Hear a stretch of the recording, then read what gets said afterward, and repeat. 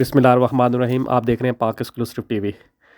چیز سٹور میں جو آگ لگی تھی پچھلے ماہ، اس کے حوالے سے این ڈی یونیورسٹی کے وائس چانسلر ڈاکٹر سروش کا کہنا ہے کہ یہ عمارت مرمت کے بعد رہائش کے قابل ہے۔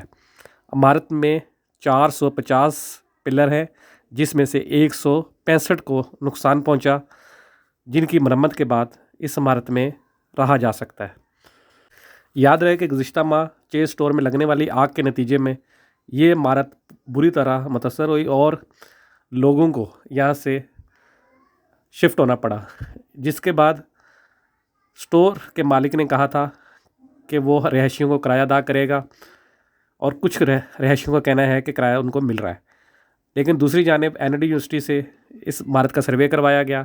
این ڈی یونیورسٹی کے وی سی ڈاکٹر سروش کے مطابق یہ عمارت رہائش کے قابل ہے، صرف اس کی مرمت کی ضرورت ہے، جس میں 2 سے 3 ماہ لگیں گے۔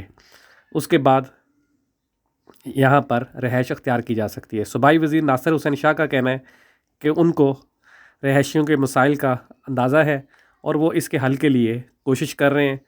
سندھ حکومت سے جو ہو سکتا ہے وہ بھی کر رہی ہے، اور مختلف ادارے جو اس حوالے سے کام کر رہے ہیں وہ کریں گے، اور بلڈنگ کو جلد سے جلد قابل استعمال بنایا جائے گا تاکہ رہائشی دوبارہ یہاں شفٹ ہو سکیں۔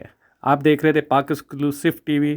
یہ بریکنگ نیوز کہ اس عمارت کے رہائشیوں کو رہائش کی اجازت عن قریب مل جائے گی، کیونکہ این ڈی یونیورسٹی نے اس بلڈنگ کو رہائش کے قابل قرار دیا ہے۔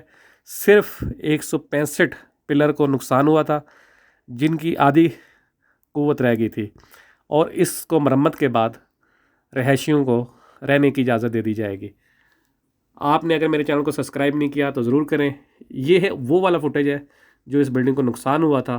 تازہ ترین اس بلڈنگ کے حوالے سے اپڈیٹ یہ ہے کہ اس بلڈنگ میں رہنے کی اجازت دے دی جائے گی 3 ماہ کے بعد انشاءاللہ تعالی۔ دیکھتے رہیں پاک ایکسکلوسیو ٹی وی۔